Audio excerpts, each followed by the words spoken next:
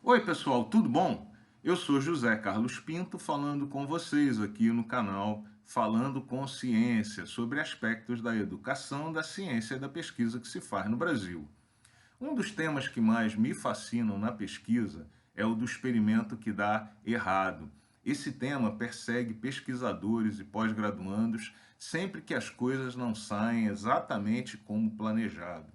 É importante a gente categorizar aqui o que são esses experimentos que dão errado, para definirmos melhor sobre o que estamos falando.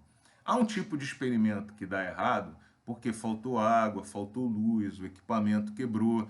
Não é sobre isso que estamos falando. Esse tipo de falha pode eventualmente revelar uma deficiência de infraestrutura, que se corrige com manutenção e replicação, e eventualmente pode impor a revisão do plano de trabalho para adequar a infraestrutura disponível aos objetivos efetivamente perseguidos, tornando o trabalho viável. Há um segundo tipo de experimento que dá errado, que revela desconhecimento sobre o que já foi feito anteriormente e está disponível na literatura. Não é tampouco sobre isso que estamos falando. Seria o caso de tentarmos transformar chumbo em ouro, cozinhando chumbo em água quente. Não vai funcionar e revela um desconhecimento profundo sobre a estrutura atômica da matéria. Há, no entanto, um tipo de experimento em que tudo foi planejado de maneira correta, todos os equipamentos e técnicas funcionaram a contento e, ainda assim, os resultados obtidos desmentem as expectativas iniciais.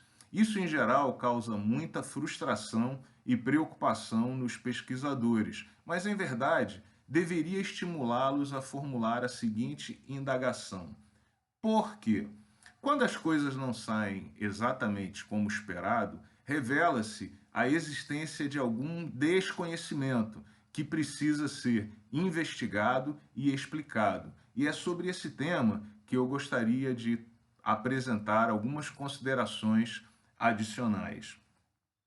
A ideia de que um conjunto de dados obtidos a partir de certos experimentos deve confirmar expectativas revela, em verdade, que o conhecimento já existia e que a expectativa do pesquisador é de apenas apresentar um novo conjunto de dados ao invés de realmente uma informação original. Nesse sentido, eu torço para que o seu experimento dê errado, porque quando os experimentos dão errado, aumentamos as nossas chances de ganhar o prêmio Nobel. Já discutimos aqui em vídeo anterior do canal que existe uma diferença muito grande entre inédito e original. Ser inédito significa dizer que foi revelado e mostrado ao mundo pela primeira vez, mas pode ser que esses dados inéditos apenas revelem uma vez mais e reforcem uma vez mais o que já se sabia sobre aquele tema. Nesse sentido, os experimentos que dão certo podem revelar uma pesquisa pouco interessante, de baixo impacto. E aqui eu gostaria de dizer que a pesquisa brasileira está contaminada por essa ideia de projeto por trás da ciência, que é possível planejar com 2, 3, 4 anos de antecedência tudo o que vai ocorrer nos próximos anos, definindo marcos temporais rígidos para obtenção de alguns resultados.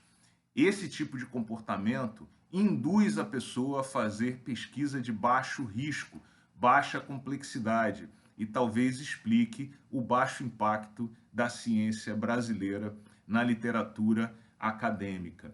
Em verdade, uma boa pesquisa tem que enfrentar o desconhecido e, portanto, tem que ser capaz de adequar métodos, parcerias, equipamentos, metodologias e cronograma ao fluxo do que eventualmente vai ser bem desenvolvido. Essa postura de projeto diante do trabalho da pesquisa, ela é também deletéria em outros aspectos. Por exemplo, no planejamento da vida acadêmica do estudante de pós-graduação, porque congela as disciplinas que o pós-graduando vai fazer e inibe parcerias que devem ser estabelecidas ao longo do projeto, por conta dos novos resultados que foram obtidos, gera muita burocracia, porque toda hora é necessário comunicar aos colegiados ou aos financiadores da pesquisa que algo mudou, que é necessário fazer alguma coisa diferente, que um equipamento quebrou e tem que ser mantido, ou que a compra de um novo insumo é necessária por conta de um novo resultado que foi obtido. E, como já dito, encoraja a execução de pesquisas de baixo risco e, portanto, também de baixo impacto. Uma razão para esse tipo de comportamento de projeto, que é apresentada com muita frequência, é a necessidade de garantir a produção no mundo produtivista em que vivemos na academia hoje. A pergunta é: não é possível publicar resultados negativos.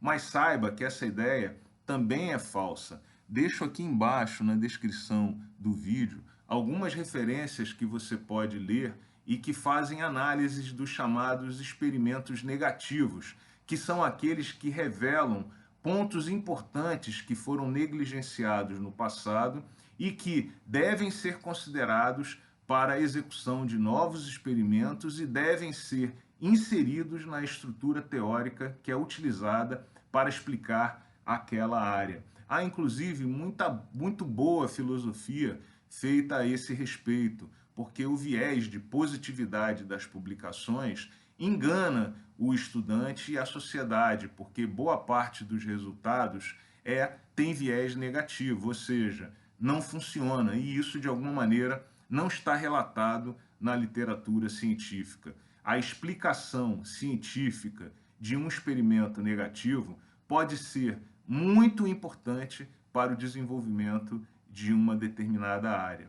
E é por isso que eu torço para que você, pós-graduando, pesquisador, encontre muitos resultados negativos e faça muitos experimentos que deem errado, porque isso significa que você estará explorando o desconhecido de maneira mais intensa e aumentando as chances de a pesquisa brasileira exercer um impacto maior na comunidade internacional no futuro próximo. Boa sorte e muitos erros. E dá uma checada nesses periódicos aqui embaixo que publicam explicações de experimentos negativos. Um grande abraço e até o próximo vídeo.